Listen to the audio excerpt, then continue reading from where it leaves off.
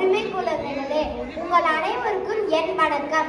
இன்று இந்த பட்டிமன்றத்தில் எழுந்திருக்கின்ற தலைப்பு சமூக வலைதளங்கள் மாணவர்களை மேம்படுத்துகிறதா இல்ல சீரழிக்கிறதா என்பதுதான். இப்ப நான் பெரியவங்க பேச்சு எங்க பிள்ளைங்க கேட்கிறாங்க.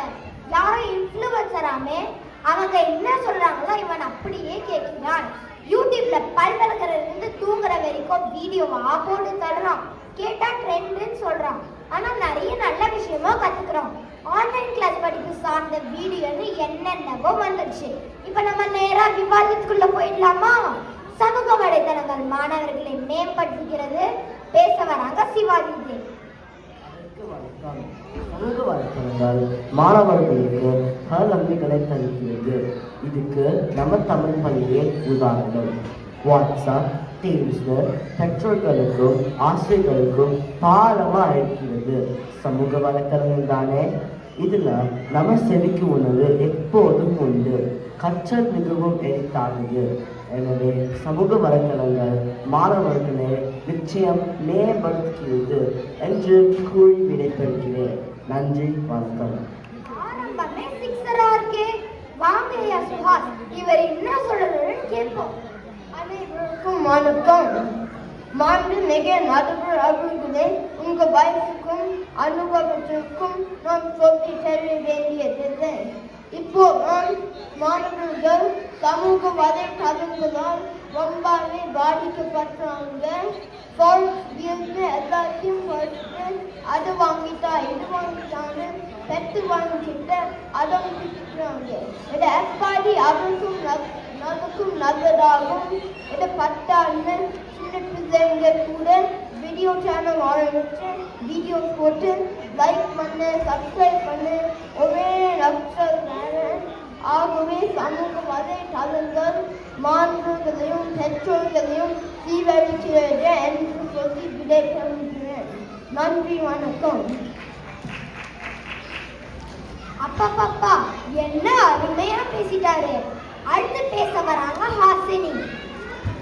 இங்கு கூடியிருக்கும் அனைவருக்கும் வணக்கம். நடுவர் அவர்களே, எனக்கு முன்னாடி பேசினது பாவம் பொறாமை எல்லாம் பொறிஞ்சு தள்ளிட்டாரு. அவர் காலத்துல இந்த சலுகை எல்லாம் இருந்திருக்கு, அது பாவம். இப்போ நாங்க சும்மா உட்கார ஏதுங்க நேரம்? காலையில எழுந்திரிச்சதும் இன்ஸ்டாகிராம் முகநூல்னு செக் பண்ணணும். மதியம் சாப்பிட்ட ஷார்ட்ஸு ரீல்ஸு எல்லாம் கவர் பண்ணணும். நாங்கள் எல்லாத்துலேயும் லேட்டஸ்ட் என்னன்னு தெரிஞ்சுக்கிறோம். அதை போய் தப்புன்னா எப்படிங்க? ஆகவே சமூக வலைத்தளங்கள் எங்களை மிகவும் மேம்படுத்தும் அறிவியல் கண்டுபிடிப்பு என்று கூறி விடைபெறுகிறேன். வாய்ப்புக்கு நன்றி. ஆஹா, அருமையா பேசிட்டீங்க ஹாசினி. கைபேசி உடனே படுத்து தூக்கிடுவாங்களாமே. பார்த்து பத்திரமா இருந்துக்கோங்க. ஏதோ மூளைக்கு பாதிப்பு வருதுன்னு சொல்றாங்க. நீங்க வாங்க சிவாஜிநாத். தமிழுக்கு வணக்கம். ஆன்றோர்க்கும் சான்றோர்க்கும் வணக்கம். நடுவர் அவர்களே, இந்த பட்டிமன்ற தலைப்பே வந்து பேசிட்டாரு நம்ம ஹாசினி. ஏதோ கைபேசி பக்கம் வச்சுட்டு வராங்க. நடுவர் அவர்களே, சமூக வலைத்தளங்கள் நம்ம மாணவர்களுக்கு கொடுத்ததுக்குரியது. ஆனால் நம்மிடம் எடுத்துக்கொண்டது ஏராளம். மாணவர்களின் உறக்கம், சிந்திக்கும் ஆற்றல், கலந்துரையாடல், உடன் ஈர்க்கும் விளையாட்டு என அனைத்தையும் அவர்கள் இருக்கிறார்கள். யாரையோ தொடர்ந்து எதையோ தேடி பின்பு தன்மையை தோற்று விடுகிற நடுவரே, இதனால் படைப்பாற்றல் குறைகிறது. எனவே சமூக வலைத்தளங்கள் மாணவர்களை சீரழிக்கும் புதை மணல் என்று கூறி விடைபெறுகிறேன். நன்றி, வணக்கம். ஒரு பெரிய குற்றச்சாட்டை வச்சுட்டாரு. எதிரணிக்கு சிக்கல் தான். வாங்கம்மா நேத்ரா. வணக்கம். சமூக வலைத்தளங்கள் புதைமணல் மாணவர்களின் படைப்பாற்றலை குறைக்கும்னு பல குற்றச்சாட்டுகள் எதிரணியினர் அடுக்கிக்கிட்டே போனாங்க. நடுவரவர்களே, சுயக்கட்டுப்பாடுங்கிறது குழந்தைகளுக்கு கற்றுத்தர வேண்டிய ஒரு பெரிய பொறுப்பு பெற்றோர்களுக்கு உண்டு. சமூகத்தின் ஒரு பிம்பம் தான் இந்த வலைத்தளங்கள். நாளை சமூகத்தின் வேறாகும் இன்றைய குழந்தைகள் பயனுற அறிவு சார்ந்த காணொலிகளும் விவாத மேடைகளும் பயிற்சி கூடங்களும் நிறையவே உண்டு. பிள்ளைகளுக்கு தகவல் குவியலில் நல்லதை மட்டும் தேர்ந்தெடுக்க நாம் தான் உதவ வேண்டும். அதை செய்யாமல் தகவல்களை வழங்கும் ஒரு கருவியான சமூக ஊடகங்கள் மாணவர்களுக்கு நல்லதொரு ஊன்றுகோலாகவே இருக்கிறது என்று கூறி அமர்கிறேன். நன்றி. தெரிவிக்க விட்டாங்க பார்த்தீங்களா? பாவம், எதிரடிக்கு சிக்கல்தான். வாங்கம்மா தியாஸ்ரீ. செவிக்கு உணவை நாடி வந்திருக்கும் அனைவருக்கும் என் அன்பார்ந்த வணக்கம்.